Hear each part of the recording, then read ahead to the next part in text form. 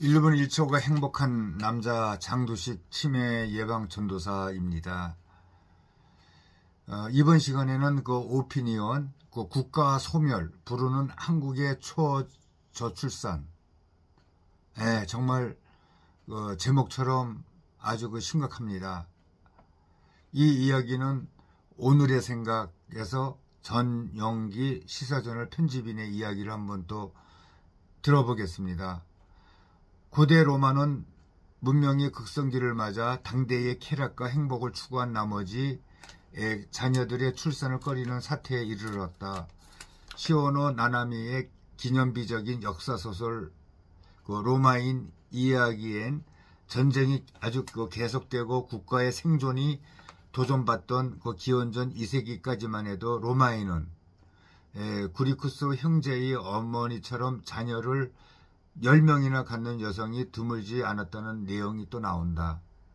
그런데 카이사르 시대를 지나 기원전 1세기의 평화기에 접어든 초대 황제 아우구스투스 시대에는 두세 명의 자녀를 두는 것이 보통이고 아예 결혼조차 하지 않는 사람도 늘었다는 것이다. 이 시기에 로마는 아주 가난하고 장래의 희망을 찾을 수 없었던 아무런 시대가 아니다. 오히려 최정성기이며 가장 완성된 문명을 구가하던 때였다. 사람들은 안정과 평화, 풍요의 환경 속에 자녀를 낳아서 키우는 일보다 개인의 인생을 즐기는 일에 더 관심을 갖게 됐다. 로마 인구 문제에 관한 연구들에 따르면 아우구스투스는 이런 비혼, 결혼하지 않는 것과 저출산 풍조를 막기 위해 간통이나 혼외 정사를 금지하는 법을 또 제정을 했다.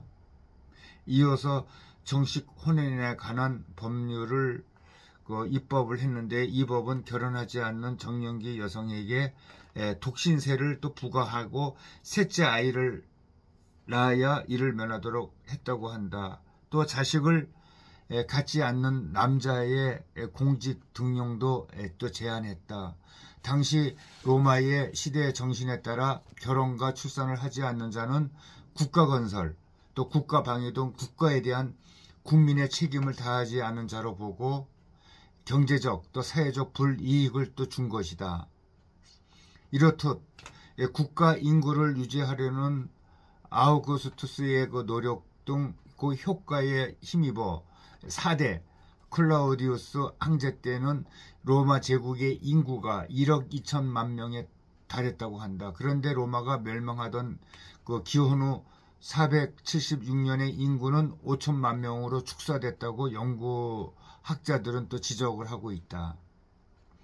고대 로마의 사례를 한국 사회에 그대로 적용하는 것은 어불성설일 것이다. 그렇지만 한국에서 일반적으로 통용되는 저출산에 대한 고정관념을 어느 정도 조절할 수 있지 않을까 하는 생각을 한다.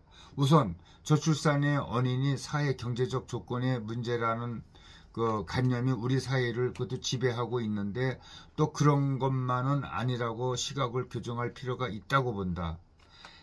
사회 경제적 조건이 나빠서 결혼을 안 하거나 아이를 안 낳는다는 것은 요즘 다수 인구 전문가의 또 진단이다. 그러나 픽스 로마나가 실현되고 경제적으로 가장 풍요로웠던 시기에 오히려 비혼, 저출산의 풍조가 확산했다. 즉 사회 경제적 조건의 문제가 아니라 생각과 관념, 가치관의 세계관이 별도의 변수로 작동하고 있다는 또 이야기다.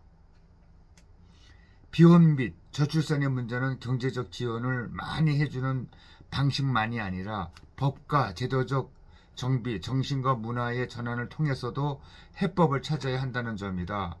아우구스투스에서부터 클라우디우스 황제 등 통찰력 있는 리더들은 결혼과 출산의 긍정적인 가치관을 생산해내고 또 국민들에게 그것을 다 확산시켰다.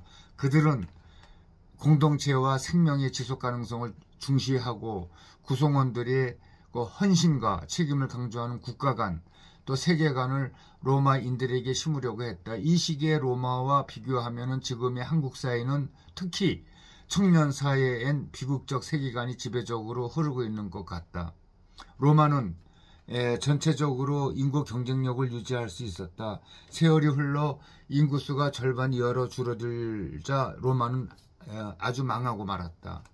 한국의 인구 지표와 국내의 석학들의 발언은 이미 암시하고 있다. 저명한 인구학자인 데이비드 콜먼 옥스퍼드대 명예교수는 2006년 UN 인구 포럼에서 한국의 저출산 문제가 이제 지속이 된다면 지구상에서 사라지는 첫 국가가 될 것이라고 또 경고한 적이 있다. 그는 2023년 5월 서울의 한 심포지움에서 다음과 같이 말했다. 17년 전 한국을 1호 소멸국가로 말한 그 전망은 일이 아니라 if, 즉 가정이었기에 지금도 유효하다. 합계 출산율이 그때보다 더 악화가 되었기 때문이다. 한국의 합계 출산율은 2006년 1.13명에서 올해에 0.78명으로 아주 그냥 추락을 했다. 합계 출산율이 1 이하의 나라는 OECD에서 한국밖에 없다. 한국은 20년째 OECD 최저 출산율의 기록을 보유하고 있는 것이다. 아주 그 불명예스러운 기록을 가지고 있는 거죠. 콜먼 교수는 출산율 방어에 성공한 나라들로서는 또 덴마크, 프랑스, 미국, 노르웨이, 영국 등을 또 들었는데 이들 나라는 출산율이 1.6명 이하로 떨어진 적이 없었다. 그는 특히 프랑스가 1939년 이후 여당, 야당 누가 집권하던 일관적인 그 인구 유지 정책을 썼음을 또 강조했다.